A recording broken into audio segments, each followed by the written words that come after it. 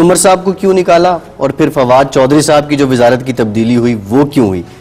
ظاہر ہے معیشت حالات اچھے نہیں ہیں، کیپٹن نے شاید اس طرح پرفارم نہیں کیا، لیکن ایسا سوال سے پوچھ رہے ہیں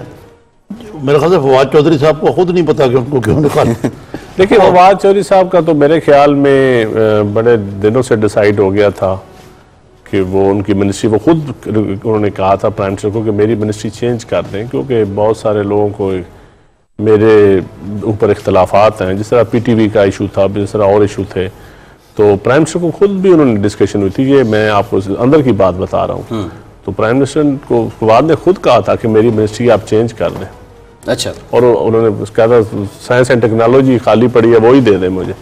اچھی منسٹری ہے میں اس میں کام کر رہا ہوں۔ اسد عمر صاحب کو کب کنوے کیا گیا؟ یہ کہہ رہے ہیں کہ فواد چودھری صاحب نے خود لیا، عام طور پہ یہ کہا جا رہا ہے کہ سزا کے طور پہ ان کو نہیں انہوں نے خود لیا، ان کی خواہش پہ یہ وزارت تبدیل ہوئی؟ انہوں نے خود کہا تھا کہ مجھے سائنس اینڈ ٹیکنالوجی دے دیں، یہ پوچھ لیجئے گا، میں پاس بیٹھا ہوا تھا، میں اسد عمر صاحب کو کب کنوے ہوا کہ آپ کی، کیونکہ جب وہ لاسٹ اس سے 2 دن پہلے امریکہ میں تھے تو انہوں نے پھر شیئر کے طور پہ جواب دیا تھا، کس وقت کنوے ہوا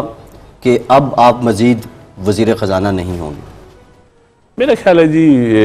یہ جو بہت زیادہ مشاورت جو ہے وہ چند سینئر لوگوں کے درمیان ہوئی ہوگی، سچی بات ہے مجھے نہیں پتا اس بات کا، میں نے آپ کو تکہ ہی لگانا ہے، مجھے نہیں پتا کہ کس وقت، لیکن ڈسکشن تھی یہ بڑی،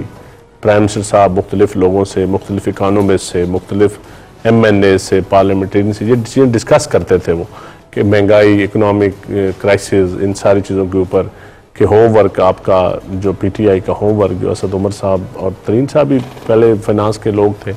تو یہ اس میں میرے خیال میں پرائم منسٹر نے ذہن بنایا ہوا تھا، لیکن کیونکہ آئی ایم ایف کے اوپر وہ گئے تھے اور اس کے بعد واپس آ کر چلے جان صاحب یہ تو ہوا کہ